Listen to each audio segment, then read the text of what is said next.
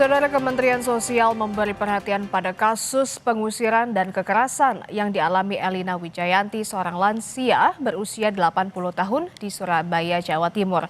Polisi juga telah menetapkan 2 tersangka yang membongkar rumah nenek Elina tanpa keputusan pengadilan.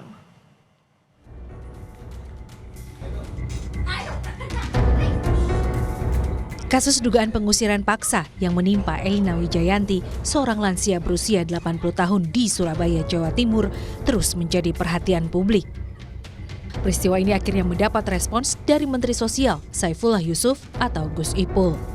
Nenek Elina diduga diusir secara paksa dari rumah yang telah ia huni sejak 2011. Pengusiran itu disertai pembongkaran bangunan tanpa adanya putusan pengadilan. Peristiwa itu memicu keprihatinan luas, terutama terkait perlindungan terhadap kelompok rentan seperti lansia. Mensos menyatakan, setiap persoalan yang menyangkut hak dan perlindungan warga negara, khususnya lansia, harus ditangani sesuai prosedur dan hukum. Ini disampaikan Gus Ipul saat kunjungannya ke Geraha UNESA, Surabaya, Senin kemarin. Gus Ipul juga mengingatkan masyarakat agar tidak mudah terprovokasi dan menyerahkan penanganan kasus ini kepada aparat penegak hukum.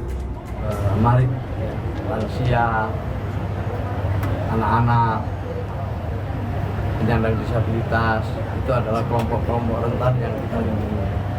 Harus kita fasilitasi, kita berikan perlindungan.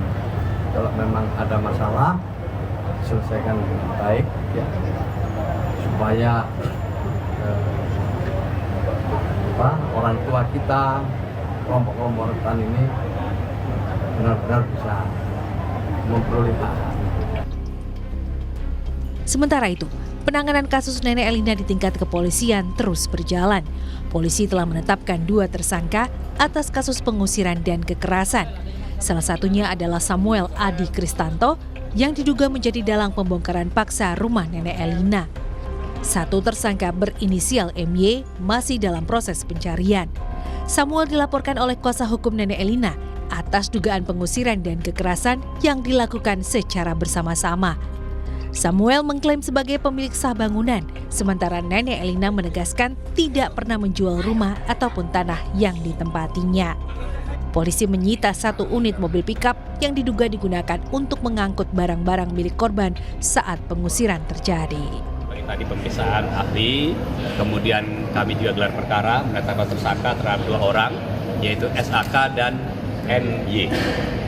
Dan kami juga sudah melakukan yang tadi penangkapan terhadap tersangka SAK dan saat ini sedang dalam pemeriksaan. Demikian.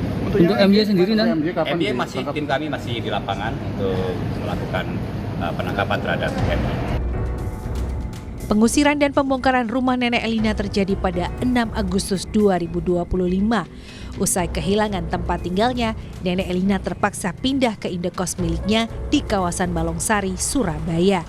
Sejumlah dokumen penting, termasuk sertifikat rumah dan barang-barang pribadi korban, dilaporkan hilang.